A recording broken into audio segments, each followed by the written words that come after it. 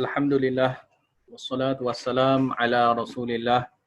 Rabbi syrah li sadri wa yassir li amri wahlul 'uqdatam min lisani yafqahu qawli, amma ba'd. Hadis yang ke-38, an Jabir bin Abdullah radhiyallahu anhuma anna Nabiy sallallahu alaihi wasallam qala utitu khamsan lam yu'tahunna ahadun minal anbiya'i qabli. Nusirtu birra'bi masirata syahrin wa ju'ilat liyal ardu masjidan wa tahuran fa ayyuma rajulin min ummati adrakathu shalah falyusalli wa uhillat li al-ghanaimu wa lam tahilla li ahadin qabli wa utitu syafa'ah wa kana an-nabiyyu sallallahu alaihi wasallam yub'atsu وكان النبي يبعث إلى قومه خاصة وبعثت إلى الناس كافة.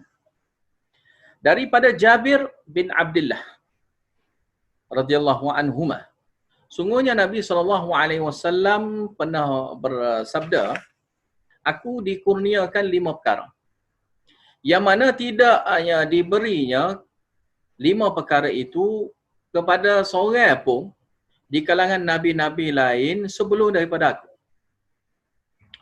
Nusirtu birra'bi, aku diberi nusrah, pertolongan. Birra'bi, dengan adanya perasaan takut di hati musuh. Masirata syahrin, sejauhnya perjalanan sebulan. Mana jauh perjalanan sebulan? Sebulan perjalanan, musuh tu dah takut dah. Nak lawan Nabi SAW. Satu. Yang kedua, waju'ilat liyal ardu masjidan wa tahuran. Dianugerahkan kepada aku, dijadikan buat khusus untuk akunya, bumi itu sebagai masjid. Sebagai masjid, tempat untuk lakukan solat, wa tahuran, sebagai alat bersuci. Fa ayyuma rajulun, mana siapa saja di kalangan lelaki di kalangan umat aku. Sini lelaki, sini dengan makna lelaki perempuan. Sesiapa saja. Min ummati, di kalangan umat aku, adrakathu shalah, yang masuknya pada waktu solat pada dia, fal yusalli, maka hendaklah dia solat. Yang mana masuknya waktu solat padanya, maka hendaklah dia solat. Wa uhillat li al-ghanaim, dan seterusnya anugerah, dihalalkan kepada aku harta-harta rampasan perang. Walam tahilla, tidaknya halal li ahad, kepada seorang pun harta ghanimah itu, harta rampasan perang itu, qabli, sebelum daripada aku. Wa u'titu syafa'ah, dan diberi anugerahnya kepada aku adanya syafa'ah. Syafa'ah sini kita ada bahas dah dalam tafsir, itu syafa'ah yang bentuk masya'atillah. Mana biiznillah lah, yang mengikut izin Allah Ta'ala. Seperti mana dalam ayat Quran ada beritahu, man dzalladzi yashfa'u 'indahu illa bi'idznih. Tidak ada yang dapat memberi syafaat di sisi Allah Ta'ala melainkan dengan izin Allah Ta'ala. Maka syafaat wajib dengan izin Allah Ta'ala. Walaupun diberi anugerah boleh syafaat sekalipun, diizinkan sorang-sorang. Yang ni boleh ke tidak, orang ni boleh ke tidak, orang ni boleh ke tidak, mana sorang-sorang itu semua sekali yang Allah Ta'ala izinkan saja. Wa kana Nabi sallallahu alaihi wasallam, dan Nabi itu yub'atsu, diutuskan, ila qaumihi, dihantar untuk kaum dia. Khasatan, secara khusus. Wa bu'ithu, dan diutuskan aku kepada manusia, ilan nasi, kepada manusia, kafatan, semua sekali. Mana Nabi SAW ni diutuskan untuk semua kaum. Bukannya untuk kaum dia saja, bahkan semua kaum. Semua kaum tu mana dia dipanggil umat Muhammad SAW. Kalau umat Muhammad ni umat yang menerima dakwah, dipanggil umat Muhammad. Mana semua sekali kaum lah. Diutuskan untuk semua kaum. Daripada hadis ini nak beritahu Allah Ta'ala bagi anugerah khusus kepada Nabi SAW. Yang pertama sekali adalah bentuk nusrah, pertolongan. Nabi-Nabi terdahulu pun sama juga, iaitu berperang, berjihad fi sabilillah. Dan Nabi SAW Allah Ta'ala bagi secara khususnya nusrah dengan cara musuh nak lawan Nabi itu dari jauh lagi ada dah rasa takut. Rasa takut gerunnya dengan Nabi Muhammad. Maka musuh bila di depannya Nabi, lagilah takut.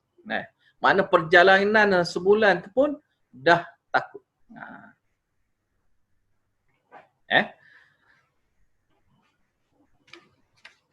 Maka dengan walaupun seberani mana pun di pihak musuh, Allah Ta'ala baginya perasaan takut kepada mereka. Kemudian yang lagi yang Allah Ta'ala bagi adalah bumi secara keseluruhannya boleh dibuat solat. Mana kita boleh solat di mana-mana saja di bumi Allah ni, boleh saja. Di kawasan bukit ke, di kawasan lembah ke, di kawasan rata ke, tak kira di tempat mana-mana ke, asalkan tempat tu boleh untuk dilakukan solat, mana boleh je lah. Mana tempat tu sesuai untuk dilakukan solat. Tempat tu rata molek, sesuai lah untuk solat kan. Kalau tak rata nak solat macam mana? Mana tempat-tempat yang rata-rata molek, maka bolehlah untuk dilakukan solat. Yang mana umat dahulu tak boleh solat, mereka kena solat di masjid saja. Mana berbezanya dengan umat Nabi Muhammad SAW keseluruhan. Mana siapa-siapa duduk di tempat kerja ke mana-mana, dia boleh solat di kawasan tempat kerja dia. Kan? Macam sekarang ni kan banyak surau kan. Kalau bangunan-bangunan pejabat pun ada surau, mana boleh je solat di surau itu. Tak perlu, tak semestinya kena pergi cari masjid-masjid luar apa semua sekali untuk solat. Dan kalau dia tak ada surau pun, kalau dia nak solat di tempat dia kerja pun tidak ada masalah. Mana keluasan di sini boleh je nak solat mana-mana. Dan satu lagi, bumi ini juga Allah Ta'ala jadikan sebagai alat bersuci. Sebagai ganti kepada berwuduk dan juga mandi. Iaitu dengan cara bertayamum dengan debu tanah.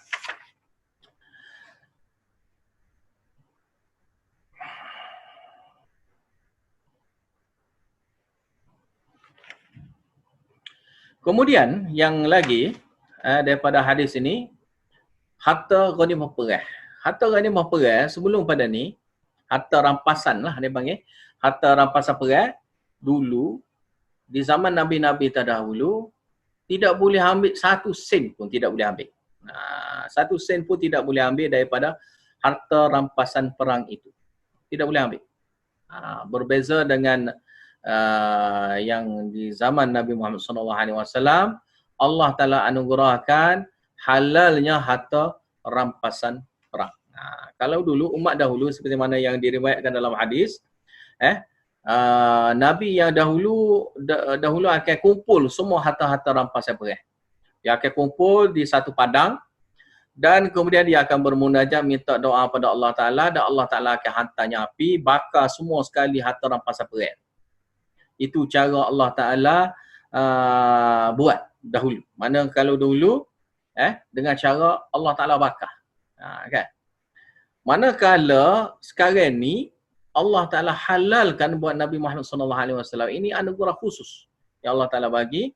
Rampasan perang itu halalnya buat umat Muhammad SAW. Kemudian yang seterusnya diberinya syafaat kepada Nabi. Mana anugerah syafaat. Anugerah syafaat ini bukanlah anugerah syafaat qahriyah seperti mana yang kita ada bahas dalam tafsir. Syafaat qahriyah tidak. Syafaat yang betul boleh desak Allah Ta'ala tidak. Bahkan kuasa mutlak tu duduk di Allah Ta'ala. Kerana setiap orang yang hendak disyafaatkan itu mesti dengan izinnya Allah Ta'ala. Kemudian Nabi Nabi secara amnya, yang sebelum pada ni, Nabi-Nabi yang terdahulu hanya diutuskan untuk kaum masing-masing. Berbeza dengan Nabi Muhammad SAW diutuskan untuk semua manusia. Mana semua manusia tu boleh menjadi umat Muhammad SAW.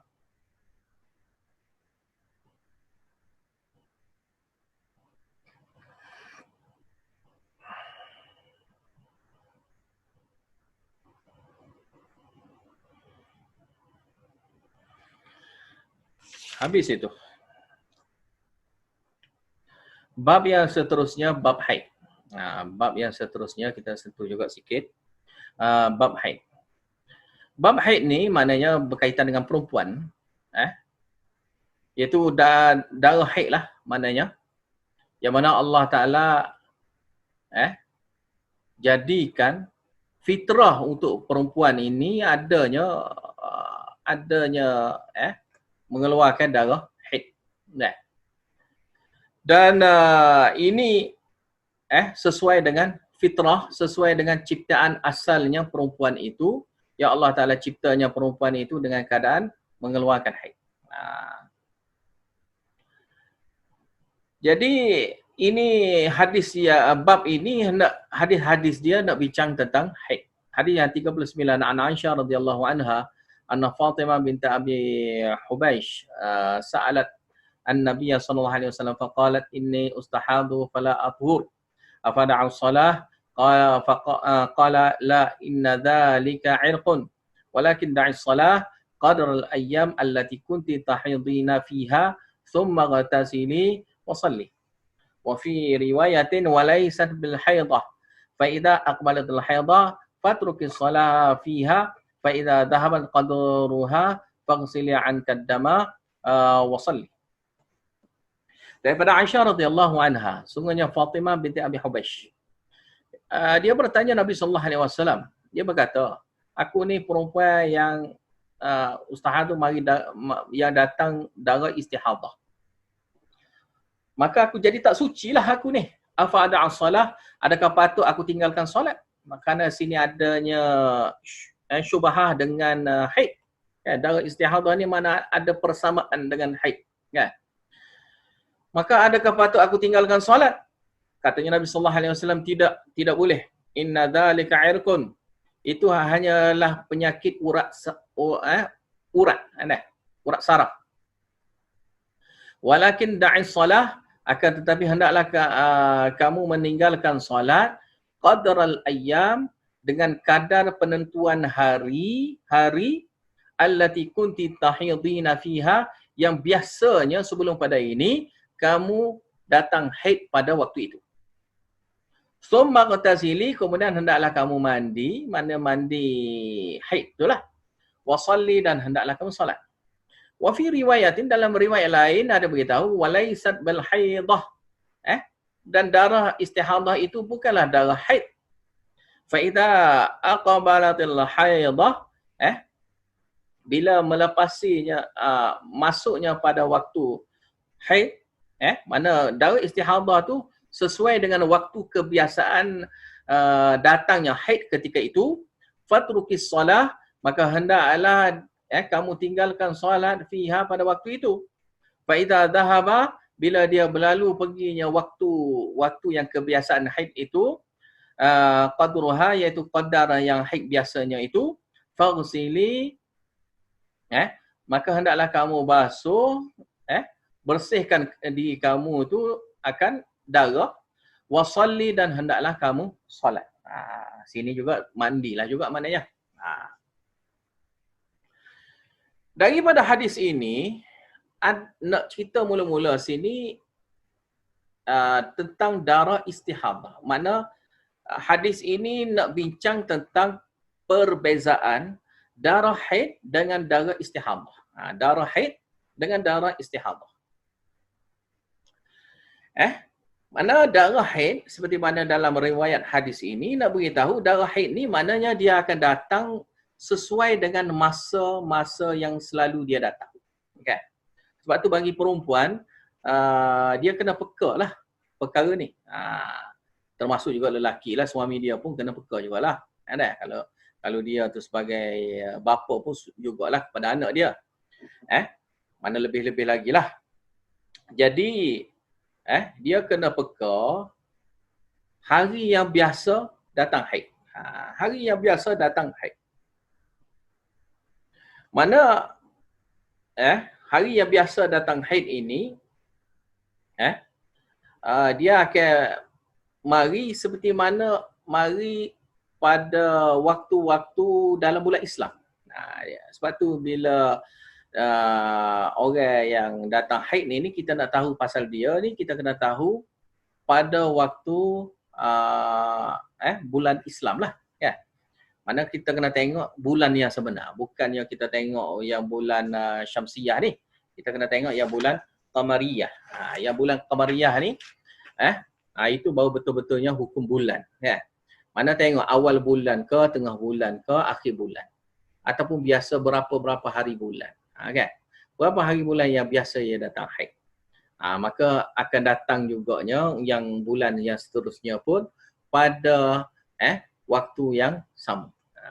Dan kadang-kadang dalam satu bulan tu 2 kali, kadang-kadang iaitu awal bulan sekali, akhir bulan sekali. Itu pun kadang-kadang berlaku benda-benda gitu. Jadi biasanya dia boleh agak lah masa mana yang biasanya dia kedatangan haid. Kalau dia lari sikit pun lari sehari 2 hari, sehari 2 hari, sehari 2 hari gitu. Dan dia akan berterusan berubah tu. Mungkin adalah sedikit-sedikit, tapi biasanya dia sedikit pun boleh agak. Sebab tu kita kena peka dengan bulan Islam lah bagi orang yang mari haid ini. Kemudian bila dia sudah tahunya biasanya dia mari haid tu bila, maka barulah dia boleh bezakan dengan darah istihadah. Mana yang selain pada waktu kebiasaan datangnya darah haid itu, maka yang darah yang keluar yang selain daripada waktu yang kebiasaan itu dianggap darah istihadah. Dan biasanya juga darah istihadah tu lebih cair lagi nak dibandingkan dengan darah haid. Yang mana darah haid tu lebih busuk, lebih berbau lah maknanya, lebih pekat dan lebih merah dia tu hitam. Manakala darah istihadah tu dia lebih cerah sikit. Itu dari segi kalau orang budak-budak, biasa budak-budak lah yang tak tahu beza, dia tak tahu lagi masa yang biasa dia datang haid kan. Sebab dia masih lagi baru akil balik kan. Maka dia masih lagi keliru hari yang sebenar dia masuk. Dan kadang-kadang benda ni kita boleh tengok adik keluarga dia, mak dia tengok, adik-beradik dia tengok, yang perempuan tengok macam mana.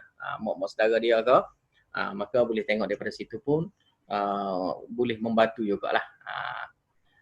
Tapi kalau yang dah dewasa, biasanya dia sudah tahu waktu-waktu dia yang kebiasaan. Waktu-waktu yang kebiasaan tu biasa tak akan lari lah. Dan begitu juga tempoh hari yang dia akan hadapi haid pun ada hari dia. Contohnya kalau 7-8 hari maka biasanya akan 7-8 hari juga. Tak akan jadinya 9 hari, tak akan jadinya 10 hari. Biasanya kadar dia tu lebih kurang tu 7-8 kadang-kadang kan 7-8-9 kan dia dekat-dekat lah mana 7-8-9 kalau ikut hari. Kita tak kira ikut jam, kita ikut hari. Jadi kadang-kadang boleh masuk hari ke-9, gitulah. Tapi tu tengok kebiasaan lah yang datang macam mana. Maka yang setelah daripada waktu yang kebiasaan datang, kalau selalu datangnya 7-8, yang paling last mestilah 8 kan? 8 hari kan? Maka dia kena kira 8 hari lah. Kalau yang last tu biasanya 9 hari, maka 9 hari lah. Maka kalau mari 10 hari masih lagi datang haid lah, mana keluar darah, maka itu dianggapnya darah istihadah. Penting kena tahu darah istihadah ni, yang mana darah istihadah ni wajib solat. Wajib solat. Cuma tak wajib mandi lah. Wajib mandi haid itu saja. Kalau melepasi lah, kalau sebelum dia tu mana mandi je. Mandi itu tidak wajib lah, mandi itu sunat. Kan? Mandi itu sunat. Mana yang wajibnya ambil wudu. ambilnya wuduk. Kalau darah istihadah keluar secara berterusan, ambil wuduk. Kan? Mana Zuhur ambil wuduk, Asar ambil wuduk, Maghrib ambil wuduk pula, Isya ambil wuduk. Mana setiap waktu tu ambil wuduk. Dan boleh dijamakkan, itu untuk Zuhur dengan Asar tu dengan satu wuduk, satu mandi lah. Pada dalam hadis tu ada berita mandi. Kemudian Maghrib Isya tu dengan satu mandi. Subuh satu mandi. Sebab dalam hadis diajarnya bagi perempuan yang datangnya darah istihadah ni, diajar supaya mandi. Dan dalam hadis ni pun ada beritahu pasal mandi. Cuma tidak detail tidak detail sangatlah seperti mana yang hadis yang lain. Dan darah istihadah ni yang keluar daripada dua jalan jugalah, maknanya daripada kemaluan, yang mana hukum dia itu, darah dia itu hukum dia najis seperti mana darah haid juga. Walaupun hukum berbeza, tapi taknya juga darah dia itu darah istihadah ni adalah darah yang najis. Sehingga sebahagian ulama berpendapat seolah-olahnya sudah menjadi ijma'. Seolah-olah sudah menjadi ijma' ulama bahawasanya darah istihadah tu najis. Cuma Ibn Taymiyah mengatakan tidak gitulah. Dia kata tidak gitu. Tidak ijma' sebenarnya kali kerana adanya khilaf. Ada juga khilaf. Mana walaupun ada segelintir kecilnya di kalangan ulama, mana tidak jadi ijma' lah. Yang mengatakan darah istihadah itu tidak najis ataupun dipanggil najis yang ringan. Sebab dia ada juga dalam hadis yang lain beritahu solat sambil keluarnya darah. Maka seolah-olah darah istihadah tu sangat ringan lah nak dibandingkan dengan darah yang lain. Gitu. Sebab dalam hadis darah haid. Sebab dalam hadis tu sahabiah ni dia solat dalam keadaan masih menitiknya darah istihadah tu dalam satu bekas. Jadi mana dah lah tengah keluar, mana sudah tentulah adanya kena mana-mana. Jadi daripada hadis itu sebahagian ulama, sebahagian kecil di kalangan ulama beranggapan darah istihadah itu tidak najis ataupun dengan maksud dia adalah najis tetapi najis yang ringan. Najis yang ringan. Tapi pendapat jumhur tu lebih kuat lah. Pendapat jumhur lebih kuat. Dia jawab untuk hadis yang itu hanya dalam keadaan darurat, tidak mengapalah. Sebab bila nak solat yang lain, kena basuh balik lah. Tempat yang kotor itu kena basuh, selepas basuh kena ambil wuduk baru dan seeloknya mandi. Maka itu hukum darurat saja. Hukum darurat. Bukannya menafikan najis. Najis tu tetap najis. Tetapi bila dalam keadaan darurat, maka bolehlah. Bila kita tak ada pakaian lain, tapi pakaian kita yang ada ni najis. Takkan kita nak solat sambil telanjang, kan? Maka solat je lah tu. Kan? Makna itu dipanggil darurat. Begitu juga orang yang keluar darah istihadah. Bila keluar darah istihadah, kadang sukarlah dia nak jaga, mestilah adanya mengalir darah-darah istihadah tu. Kadang-kadang masa dia solat tu lah masa kemuncuk tengah keluar ke macam mana, maka benda tu akan menyusahkan dia nak solat lah kalau dia anggap benda itu najis, kan. Maka sebab itulah bahagian ulama menganggap bahawasanya darah istihadah tu najis yang ringan dan tidaklah membatalkan solat itu. Hanya cukup saja dia solat untuk satu wuduk, walaupun keluar pun tidak mengapa. Itu macam hukum orang yang selalu keluar kentut, selalu keluar air kencing, selalu terberak kan. Ada yang jenis kadang-kadang orang tua kan, dia tiba-tiba keluar je najis. Dia pun pakai pampers je. Pakai pampers je. Solat pun pakai pampers. Kencing pun dia kata tak tahu, tak sedar lah tiba-tiba keluar memang kencing. Tiba-tiba keluar berak. Tak ada pun rasa nak berak tapi keluarnya tahi. Jadi gitulah hukumnya sama juga dengan orang yang mari darah istihadah. Dan daripada ini juga nak beritahu orang-orang yang selain daripada darah istihadah pun sama lah.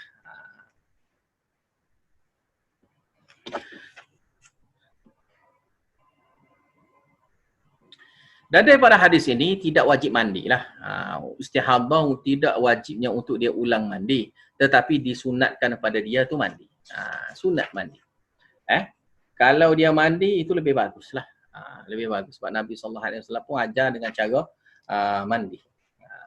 Mana kalau dia tidak mandi, sah je. Kalau dia ambil wuduk saja, dia bersihkan kawasan tempat kenanya najis istihadah itu, lepas pada tu masa dia berwuduk pun masih lagi keluar dari istihadah kerana dia dah pakai pampers ke apa ke, tetap je sah je dia berwuduk, kemudian dia pun solat, solat pun sambil keluarnya darah istihadah tu pun tak mengapa, dia boleh solat fardu untuk satu waktu fardu saja. Contoh Zuhur, dia solat Zuhur, kemudian dia nak solat sunat 2 rakaat, 3 rakaat, 4 rakaat ke 10 rakaat sekalipun tidak mengapa dengan satu wuduk tu. Tetapi yang sunat saja, yang fardu hanya satu saja, yang sunat tak apalah beberapa rakaat yang dia nak solat dengan satu wuduk. Mana untuk satu masa satu wuduk. Satu masa maghrib satu wuduk. Satu masa isyak satu wuduk. Gitulah keadaan bagi orang yang mari darah istihadah ni lah. Dan benda ni saya pun dengar ramai jugalah di kalangan perempuan yang jadi keluarnya darah istihadah, dan benda ni pun biasa. Sampai sini saja dulu. Wallahu a'lam bissawab. Wa akhiru da'wana alhamdulillahirabbil alamin. Wabillahi taufiq wal hidayah. Wassalamualaikum warahmatullahi wabarakatuh.